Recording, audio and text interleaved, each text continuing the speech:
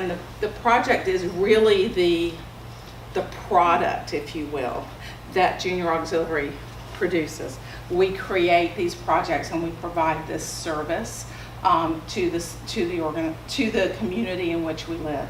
And so you'll hear that a lot, but it's really the product. My notes here say it's the work unit, but it's really the product that we create.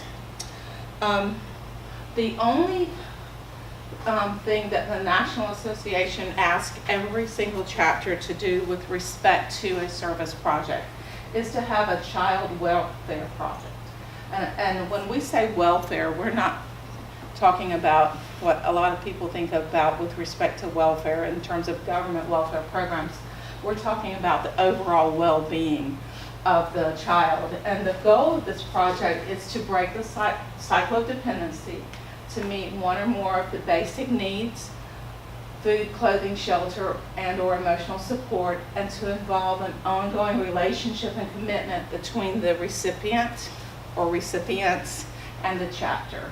So sometimes chapters can do a multitude of things. It could be there's one particular like mentoring kind of program where you've got 4 or 5 kids and you've got 4 or 5 chapter members and they're doing like this, for lack of a better word, I'm going to say like big sis, little sis, or something like that.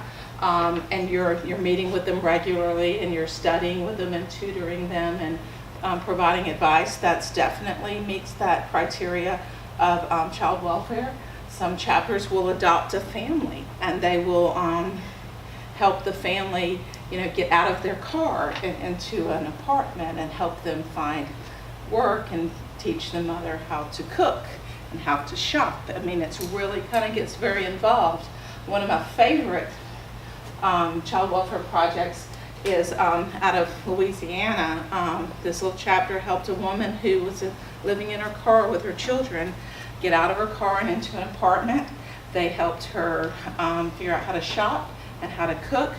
She went on to start making pralines and selling them and created a little praline business. And 4 or 5 years later, we were in Mobile for annual conference, and that chapter brought pralines for every single one of the 900 women that were at that annual conference. And this woman was no longer on government assistance, was no longer a recipient of the chapter's care, but they really made a difference in the life, not just of her, but of her children. And I love that story, and there's many of them. And so each chapter can choose to how you want to go about administering your child welfare project. But it's the heart of how the National Association started. And so that's why we just think it's so important that we continue to emphasize that, because that really is making a difference. And there's all kinds of resources to help you with that. So these are where our 96 chapters are located. We obviously want to fill in some gaps in Alabama. We just have one down on the coast of Alabama and one in Florida. Very heavy in Tennessee, Mississippi, and Arkansas. And we have 3 new chapters this year that will get their charters. We've been growing pretty rapidly in the past year or so. So that's where we're located, and there's a lot of resources right around Hancock County to help you. So I wouldn't want you to feel like you were in this alone. So this is Junior Auxiliary has almost 16,000 members. There's 3,790 active members. There are people that are actively serving in the chapter. Like an associate members, these are individuals who have completed their active years. And the only real difference there is honestly how they pay their dues when they complete. There's dues that are paid to the National Association, and some people pay it all at one time and some people pay it over 5 or 6 years or 10 years, whatever it is.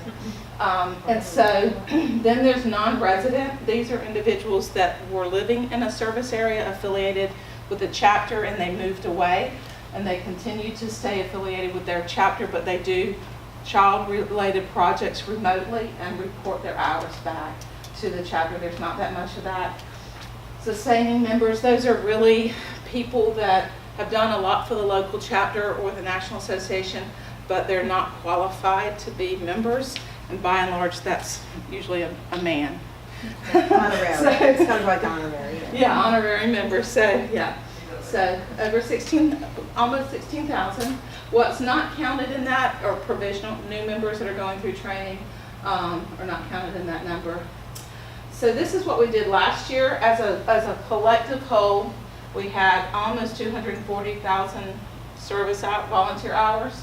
We served 227,000 children and families, and we raised a little over two, Wow, 2.5 million. So that, ironically, I did a little bit of calculating. That's $11.50 a child.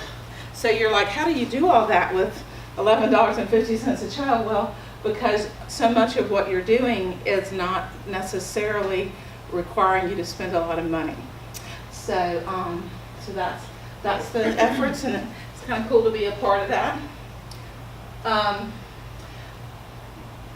To be a junior auxiliary chapter, you have to be an independent organization. And so what I mean by that is you can't be the Hancock County